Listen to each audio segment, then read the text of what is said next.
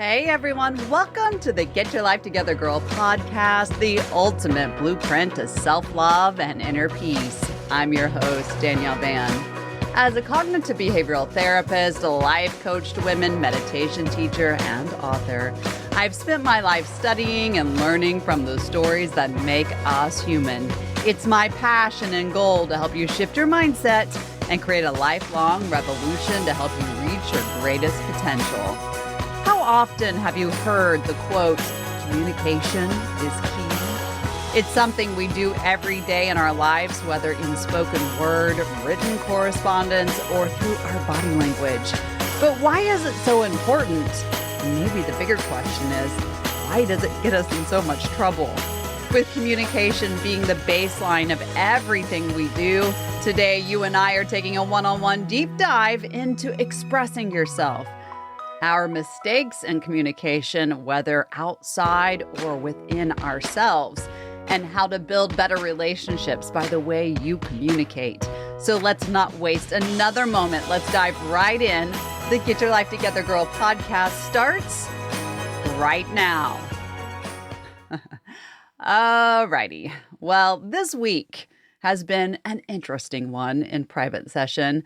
Lots of people coming to the table where communication has been, cover the kids' ears, a shit show, right? And here's the deal. I've said it before and I'm going to say it again. When there seems to be a theme in sessions, there also seems to be a theme on social media, in my DMs and in my email. And so I have to say, lots of people are struggling with communication. And that's why I thought, well, forget our plan. Let's have a true conversation about communication, what it is, and really how we can change the rhythm of it. How does that sound? All right, good.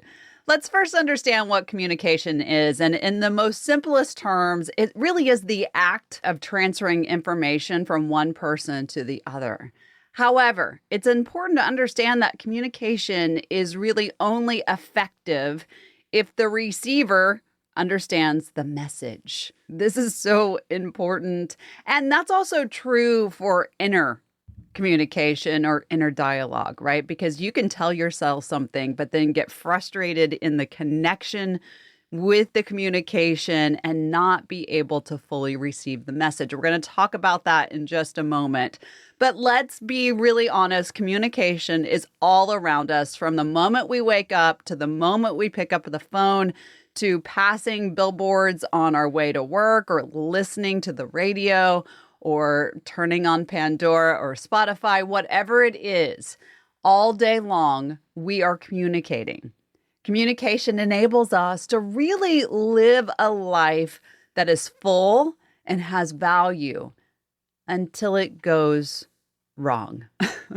And it is essential for life because it allows us to express our feelings. It allows us to share our thoughts. It allows us to live in a space where we are learning, we are taking in, we are in a space of growth, right? Without communication, without learning, we are not growing. Of course, if we are living in a space of growth, that means that we're standing in our power. We're choosing to really thrive in our lives. We're choosing the aspect of grounded feelings, grounded actions, beautiful relationships that are fed from the inside, which means I can hear myself. I know what I need. I know what I want. And choosing that really allows us to be heard, not only within ourselves, but within other people. So again, to stand in our power means that we are allowed to move through anything that may cause us to question. And that's where we're talking from today, is the communication that is the place that we go left when we should have gone right. So what does all of that mean? That means communication is intention. Let that soak in for a second. Communication is intention. It means I am coming to the table with the act of doing something that I have an end goal, right? Intention means a thing to intend, an aim, or a plan. It means purpose, objective, target, end goal, right? Communication is intention. Intention is the motivation why we do something. If we are communicating, we are intending to tell the person or even ourselves what we need, want, and how we would like something to pan out. Every time we communicate, we are giving a signal to ourselves, to someone else, that this is what we are trying to accomplish. I want you to think of communication like that, because when we look at it that way, it takes out some of the lack of clarity, we'll call it, and hands over purpose.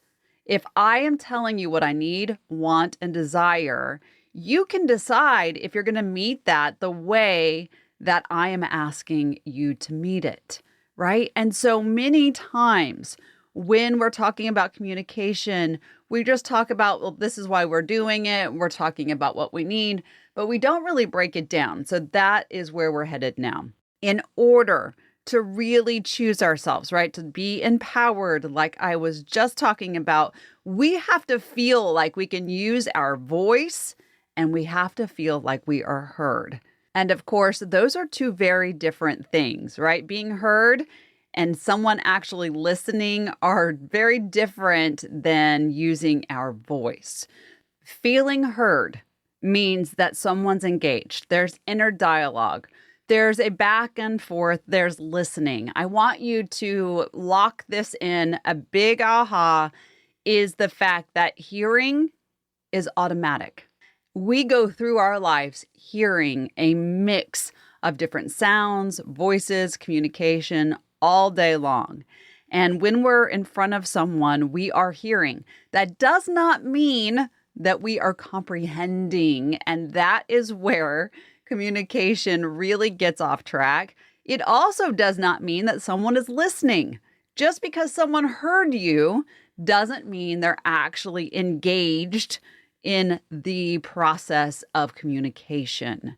This is so important. Really, this conversation is probably one of the most important things that I talk about with couples and individuals, and it really is the baseline to self-love, along with everything else that we talk about here, because if you can't even hear yourself, if you cannot actually actively listen to yourself, you're not going to be able, like I said, to be in that space of growth.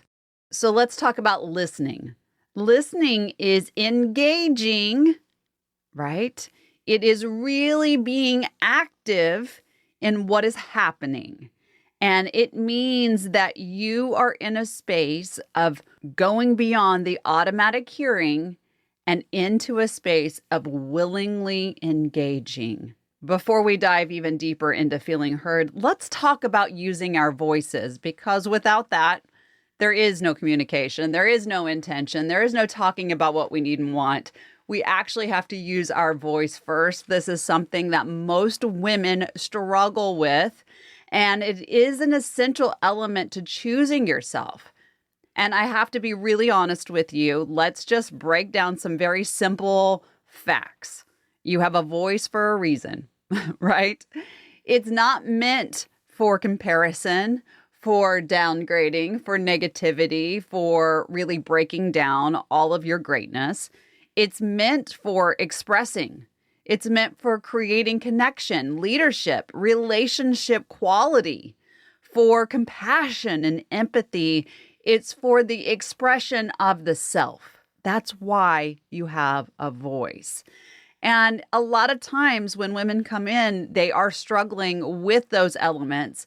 And so let's talk about how we first get into a space of expressing ourselves, of using our voice, because without that, again, no communication. So the first step in doing so is knowing that what you have to say is of value. I don't know how many times I've heard women say, it doesn't matter, no one cares. It doesn't matter what I say, no one listens. It doesn't matter what I do, I will not be heard. And that means that they have internalized this space where what they have to say does not have value. So if you struggle with owning yourself, you're going to struggle with self-trust, self-love, and certainly your self-worth. In that lack is where we feel like what we have to say is not worthy. And if you go into a space that your communication does not matter, you will never give yourself full permission to engage in self-love and trust and worth. You'll get into a space where you shut down. Now, let's talk about trauma for just a second. This is very important. There's a difference between knowing that what you have to say is of value and not allowing yourself to make that leap, and having had trauma that asks you to keep your mouth shut. This happens in abusive relationships. This happens in childhood abuse. This happens when there's been sexual assault. Keeping your mouth shut, keeping your voice to yourself because when you used it in the past, nothing good came from it, really teaches us to be quiet, to be small. But we have to, one, release the trauma and also then remember that we have a voice because we are meant to use it. We are meant to guide ourselves verbally and non-verbally through this world. That's why we do it. There are so many ways to do this, but the first part is to identify, why don't I feel like my voice has value? Is it because of a past event? Is it because I was told to be quiet, to be seen and not heard? Is it because I need to believe in myself more? What is it? Get down to the root, because remember, as I've said a million different times in a million different ways, we can't change anything that we will not witness, accept, identify, right? We have to be able to get into a space where speaking our mind, speaking our intentions, being able to communicate is comfortable. And the only way to do that is to give ourselves the understanding of why using our voice is uncomfortable in the first place. Next, choosing ourselves also means that we have to do what's best for ourselves, right? And that also goes for our communication. We have to give our voice to what matters to us in a truthful, unafraid, sometimes unapologetic way. Sometimes, whether it is to ourselves, us speaking to us, or us speaking to someone else, we might have to say something that's going to be unpopular. We have to say something that we may not like or that we don't want to say, and yet we have to. The reason why we use our voice is to find clarity, right? The intention. Sometimes we need to allow ourselves to talk in a way that we can actually hear ourselves, where we can actually make change.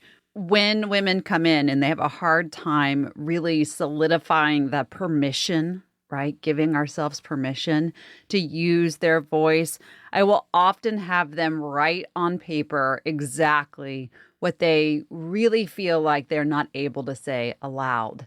That practice is something that truly empowers them and can be used by you to get into a space where you know what you want to say and you don't allow yourself to overthink or ruminate or forecast how it's going to go, but instead you have a communication plan. You know exactly what you're feeling, you know exactly where you're coming from, and you're able to express yourself even if it's uncomfortable, but because you understand exactly how you want to approach the moment. There's another benefit to this practice as well, and it is this. When we write something down and we read it aloud, we actually give ourselves permission, space, whatever you want to call it, to hear ourselves. When we are reading aloud, then we are connecting with our words. We're going to talk about connection with words in just a moment. But in this space, it allows us to get comfortable with hearing our thoughts. Because that's another reason why we don't use our voice, is we're not comfortable with our own thoughts. And so when we write it down, when we read it aloud, it gives us that space to say, I can express myself. This is really how I'm feeling. And it may even ignite a few aha moments that take that thought even further, Once it's out, that's the baseline. But then we get into a deeper understanding too. So that's a practice that is very powerful, especially when you are uncomfortable. Once we've heard ourselves, once we understand that using our voice is a self-permission, we obviously want to feel heard, right? And I want to talk about that space of feeling heard. I know so many times when we're engaging in conversations with someone else, we will often get into that mental space of, I'm not being listened to. You're not even listening. You're misunderstanding what I'm saying, or you're zoning out, or you're paying attention to your phone. By the way, women, that's one of the biggest issues that come up in couples counseling is the other partner will be engaging in a conversation and then check out. And then the conversation is done. The communication is over. And we begin to connect to that person, to the moment in a very negative way. Now, before we go in deeper on the connection part of being heard, I want to give you an understanding of using your voice in a way that is internal and self-connected. So I want you to think about this. If you are feeling feelings and you are in your head, you are actually reacting. Communication, remember, as I said in the very beginning, is both internal and external. Thoughts are communication. Emotions are communication. We don't think about this way, and this is part of the conversation that is so important to have. Emotions are impulses, like you've heard me say before. They're guideposts to tell us exactly what we are experiencing, what we're thinking, and how we're feeling. They're the drivers, right? They are these pieces of us that we're experiencing that are saying, hey, by the way, this matters. So if we're having communication that our emotions are involved, then that means that we are reacting in some way. That internal communication, that read of emotion is really telling us how we feel, okay? And so I really want you to think about communication being nonverbal and verbal, and that our emotions are just as much communication to our mindset, to our brain, as anything else, as the experience, as the thought itself. So as I just said, if we are feeling, we are reacting. That doesn't necessarily mean that we're reacting verbally or in a way that maybe we don't want to, or in a way that is going to be a permanent end to something, whatever it is, right? And if we're reacting, I want you to think about this. This is a form of us using our voice. You're already using communication here. Now, sometimes it's not to our benefit, and sometimes it is. But I want you to think about that. If I'm reacting, I'm already using some form of communication. I have to tell you that, right? Because I think it's so important. But let's go back to being heard.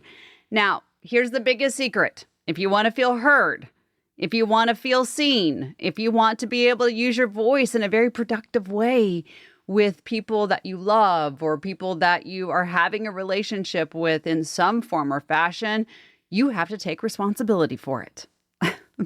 Now, when I say that to most women, they roll their eyes. They're so annoyed. I know I have to take responsibility for my communication. And it goes so much deeper than that, okay? When we don't feel heard, we often blame others. We focus on it like it's something being done or there's not enough being done for us.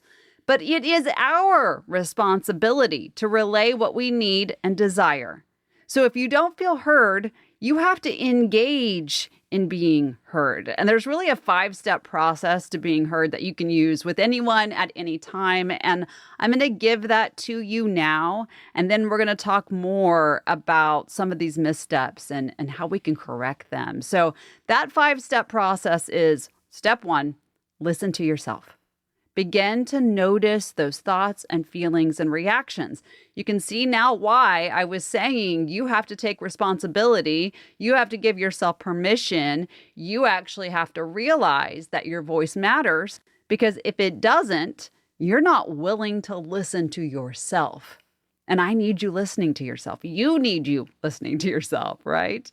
Now, I want you to think about it. In these moments when you do not feel heard, do you step back and gain perspective? The answer is no, right? Unless you are mindful, unless you're in therapy, unless this is a practice that has already been introduced to you, the answer is no. And I want you to begin this process. Begin to notice the thoughts and feelings. Am I feeling defensive? Am I angry? Am I resentful? Am I focusing on lack and not what's happening before me? That's what most of the time is occurring, right? I feel like I'm not getting what I want, and so that's my focus, and therefore my communication is all based on lack, and therefore I feel even more ignored and not heard. Your thoughts play a major role in everything that you do. I want you to think about how your thoughts and your feelings may be driving your reaction or that feeling of not being heard. So listen to yourself. Be a listener. We're going to talk about active listening in a second as well. But really figure out, why is it I don't feel heard? When you figure that out, I want you to ask yourself, does that feeling belong to this moment?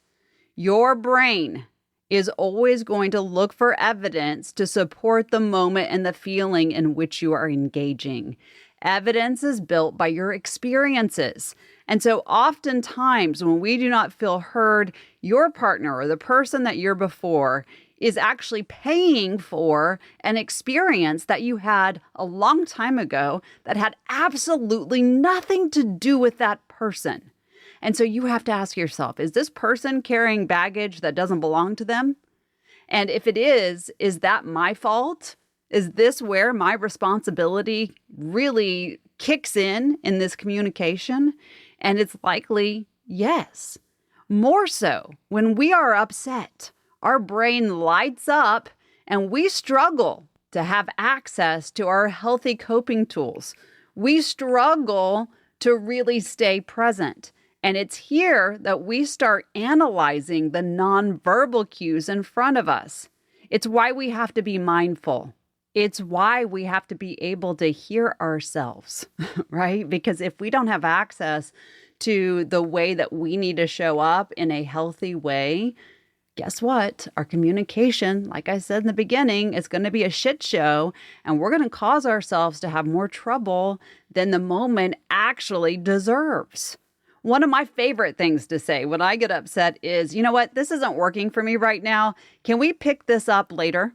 And if I'm dealing with someone who I know needs immediate resolution to the moment, I will give a time and a date that I think I will be ready. You have to really get into a space where you are listening internally in order to be able to communicate externally. Now, step 2 is to watch for resistance, not only in the other person, but within yourself. That looks like discounting, not listening, denying, shutting down, shutting that other person down, interpreting thought instead of listening. This is a big one. I just said we're going to talk about active listening. I keep bringing it up because it's so important in our communication. But when we are interpreting what other people say instead of listening to what is being said, we build natural resistance. So we, again, have to be aware of the internal conversation and think to ourselves, what is coming up for me right now? And if it's not working, then we have to take a deep breath and use this beautiful terminology, the sentence that actually will break the moment in a very positive way, and it is turning perspective around. That sounds like, what I'm hearing you say is X, Y, and Z. That gives both of you, both people, the chance to say, no, that's not really what I meant. What I meant was X, Y, and Z. Or for that other person to say, yes, you're hearing me correctly. And then you're able to really gauge the emotional communication and decide what to do next. The third thing is what I call watch for the drifters. Now, this is also something that really destroys communication, and it is the drifters. The drifters are those moments that are outside of the experience, outside of the communication, the conversation that you're having right at that moment. They are the events that have taken place that we are now using as evidence to be able to prove our point in the moment. Drifters are dangerous. That sounds like, well, I understand what you're saying, but you did this that one time, and now how am I supposed to feel? Because you've already done this to me, right? It's the evidence. The drifters are dangerous because we then begin to build a case against the person that we're communicating with, and it destroys the ability to find resolution in the moment. The other thing about drifters is this: the more we bring something up over and over again, we tend to build resentment. And we don't want to build resentment in our relationships. Obviously, that has a host of other problems. But the same goes for our internal drifters, right? These things that come to our mind and we connect to them and we begin to have emotions about them and we tell our brains why we messed up. Those drifters also hurt our self-love and our inner peace. So the more we hook into those drifters, we allow ourselves to connect to those moments, the more damage it does, not only externally and internally. So we have to watch out for those. Step 4 goes back to what I said in the very beginning. Communication is our responsibility. There's another step to that, though, another place, and it is this. When somebody brings up something that actually is valid, we have to acknowledge it. We have to take responsibility for our role in every situation. Now, that doesn't mean if somebody's throwing a bunch of junk at us that isn't actually true that we have to validate their experience or their thoughts. But we do have to give space for each individual person's feelings. Just because we connected to a moment differently doesn't mean that someone else doesn't have different thoughts about the moment. And so we have to look at it like that. We have to say, yeah, you're right. I did show up in that way, and I have to take responsibility for it. In order to actually be heard, in order to communicate, in order to be listened to, responsibility is a major factor in that. So even if it's uncomfortable, even if it's hard, if you have a role, we have to acknowledge said role. Lastly, step 5 is to show respect. Communication is all about intention and respect, meaning I have to listen, and just because I don't agree, I have to be willing to give someone the same kindness in which I am hoping and asking for, right? What is the definition of respect? This is huge and something we don't think about in communication, other than you have to be respectful. What it means to be respectful is you accept someone for who they are in the space that they are in and their feelings, regardless of how you feel or think about the moment. Meaning I'm opening the door, I'm listening, I have a platform, a baseline for you to say what you need to say, even if I do not connect in the same way. Showing respect looks like being kind and courteous, being polite, avoiding interruptions, causing disturbances, listening, and being respectful of beliefs and opinions that differ. Thinking before you speak, listening to your tone and language, and giving compassion and empathy where it is due. That is the way to show respect in conversation and our communication. And that can be externally or internally, right? Now, let's talk about tone and language for just a second, because that is a huge part of being heard and listening. And it's this: tone and language play just as much a part of receiving as it does speaking, right? So I can say, I am so mad. And that doesn't have as much impact as I am so mad. So when we are communicating with someone, I want you to think about the way that you are approaching a situation. If you're with someone who you're extremely comfortable with, they already have a read of how you communicate. And so if you begin to raise your voice and you're typically a yeller, what happens to them is they begin to shut down. They don't want to hear it. They already know where you're going to go. And so they're anticipating, based on their past evidence, of how you're going to handle a situation. This happens so often. I see it so many times when spouses come in and we begin to talk about communication. And one person will say, all you do is yell. And so I don't want to listen to it. I shut down. I'm sick and tired of it. You need to learn to communicate. And it's not that they need to learn to communicate. They need to learn how to be heard. They need to learn how to bring their voice down and listen to their tone as much as their language. Actually, they are communicating. They're telling you what they need and want. They're diving into the intention part of communication.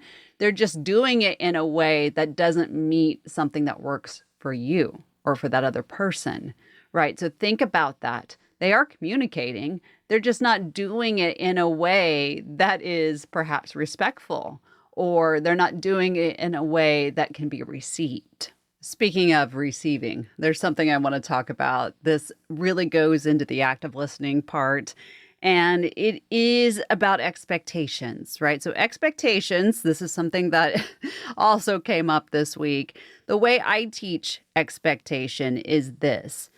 Expectation is nothing more than the way that I want something to occur, or it is also how I would do something if I were the one in that person's shoes. Opinion and expectation can really be interchanged, right? Or swapped out. Same word, same meaning, same outcome a lot of times. So with the expectation of communication, this little piece often causes a lot of issues, and it is the word you. Right? How many times have you been in a conversation with someone and they say, you did this, you did that, and we begin to shut down because we feel attacked. So if you want to have active communication that is intentional, that's guided, that's mindful and grounded, and has a result that meets an expectation, begin to speak about how you feel in the word I. I need, I want, I am. That goes back to that intention, right? Telling someone what you need and want. And if you do that, you break the automatic wall that comes up the minute you have a hard conversation and somebody braces themselves for all the things that they possibly could have done wrong. You did this is a totally different feeling than I feel as if the situation is not working for us. Totally different. So begin to change the verbiage. Begin to change the language. I feel, I need, I want, I desire is so much better than you always, you don't, you aren't. So think about that. Now, that leads to the act of listening. And listening is as much intentional as speaking. Anytime we are with anyone, we want to actively listen. Again, that goes back to hearing and those 5 steps. But when we are actively listening, we are not formulating the next thing that we are going to say. This is pretty standard for most people. They listen, they're trying to find the evidence, they're trying to find a connection point, and they begin to get into their own head, into their own experience, instead of really learning what the other person is saying or being really intentional and mindful in the moment, right? And so we want to begin to shift that. And instead of thinking about what we're doing for dinner or what time it is that we need to leave or how we're going to connect to the moment, ground yourself in the experience and remember that communication is more than just hearing, and speaking. So think about what is occurring before you. Actively listen. You can do that by really locking in and asking that person really pointed questions. This is something that we're taught as therapists. It's something I use every single day. It's something that I teach the women and the couples that I work with to do. And it's really asking those discovery questions. I teach you here. That sounds like, oh, wow, how did that make you feel? Wow, I didn't realize you had that experience. It's really offering validation because you're actually hearing what someone else said. There's so much to that, and we can go in for hours, but begin to really get mindful and ask yourself, am I listening? Am I hearing? And can I ask something more that connects to the moment? And in that, we have to remember that when we're communicating with someone, and this isn't necessarily, directed inward, but outward instead, is being careful of connecting to the moment so much that we hand over our experience unless we have asked for permission. This is a big piece. I often will use this with close friends of mine. When they're relating a story to me, I will say, oh, wow, I understand. I actually had a similar experience. I don't know if that would make you feel better to hear, but if you do, I'm happy to share it with you. That is asking for permission, not, can I offer this moment to you? Or maybe it would make you feel better if I just told you my own experience. But, oh, wow, I understand. I connect. That makes somebody feel like they are being listened to, they're being heard, and they're not alone, right? Remember, communication is more than just verbal communication. This is that connection point. So begin to ask permission too in your communications. Communication is such an important thing, not only with the self, but with other people. We get it wrong so often by assuming, not listening, not being intentional, being in our own way, by being distracted, so many different ways.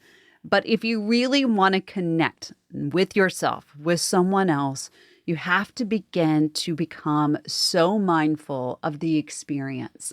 You have to be aware of how you're speaking and how you're showing up. You have to listen to that connection point of how you are reacting. You have to listen to what's happening in your head, in your emotional body, and what's happening before you.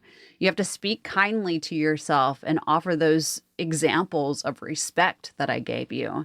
And if you do that, you immediately begin to stand in your power. You begin to resemble a gentle strength that really comes from a place of being heard and seen by the self and by those that you're engaging with.